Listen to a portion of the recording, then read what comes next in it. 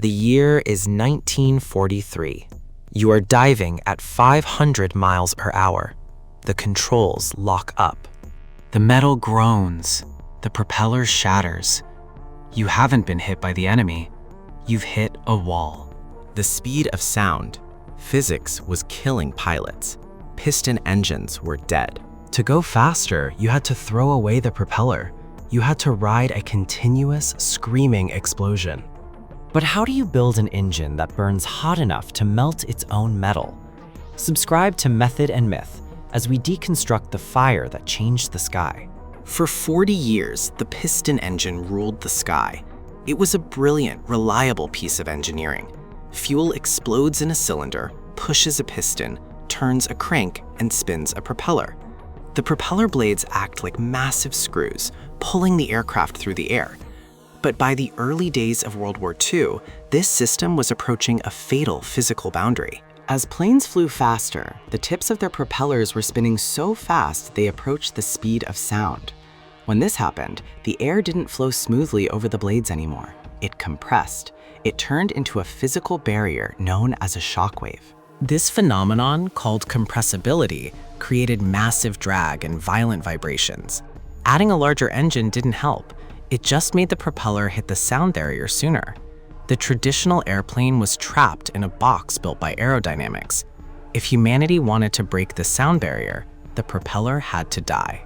The solution came not from a massive government laboratory, but from two independent geniuses who knew absolutely nothing about each other.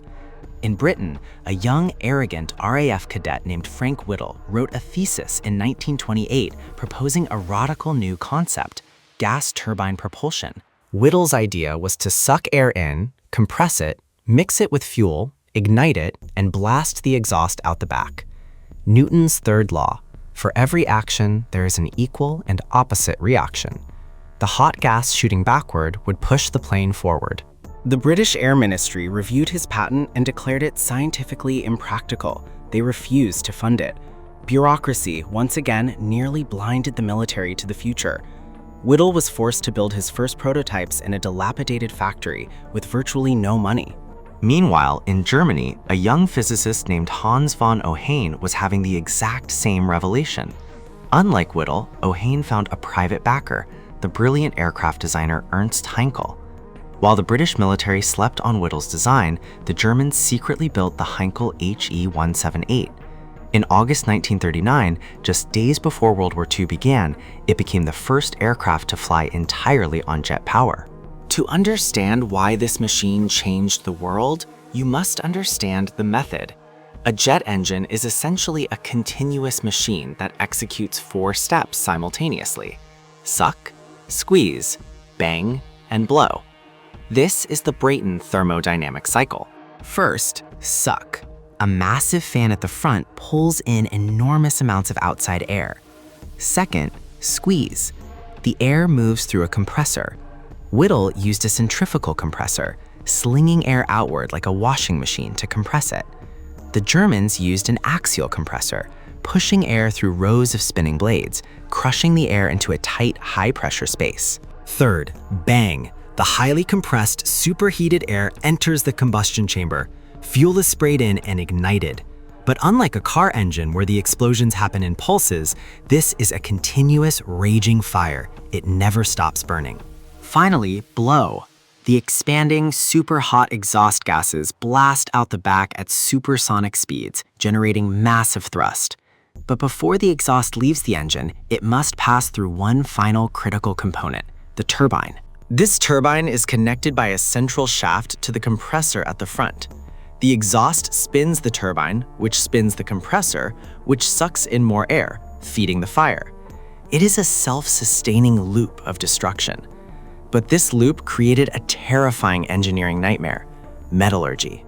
The turbine blades sat directly inside a 1400 degrees Celsius firestorm.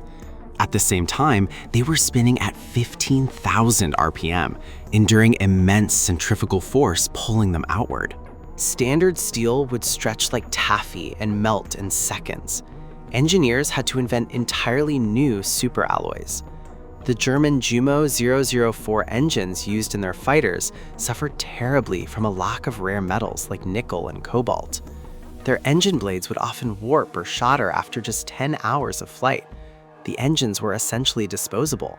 Despite the mechanical failures, the Germans produced the ultimate predator of the sky, the Messerschmitt Me 262. It was 100 miles per hour faster than the fastest Allied fighter. When it debuted in combat in 1944, Allied bomber crews were horrified. P-51 Mustangs couldn't catch them. Turret gunners couldn't track them. They moved too fast to aim at. The Me 262 could slice through a bomber formation, fire its rockets, and vanish before the escort fighters even turned their planes around. So why didn't it win the war? The answer is a catastrophic political blunder. Adolf Hitler intervened. Obsessed with offensive weapons, Hitler demanded the Me 262 be converted into a bomber, the Blitz bomber.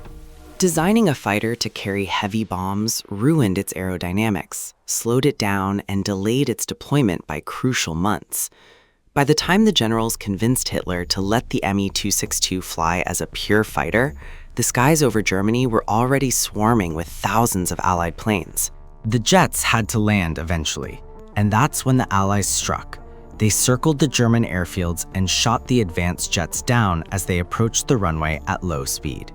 The Me 262 and the British Gloucester Meteor arrived too late to change the course of World War II, but the fire they ignited changed humanity. The jet engine shrunk the globe. It made international travel accessible, turning weeks on an ocean liner into hours in the sky. It allowed humanity to smash through the sound barrier, pushing aerodynamic engineering to the very edge of space. The propeller was bound to the thick air of the Earth.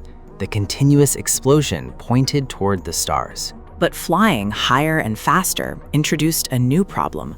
How do you escape an aircraft traveling at the speed of sound when things go wrong? Next time on Method and Myth, we deconstruct the brutal physics of the ejection seat.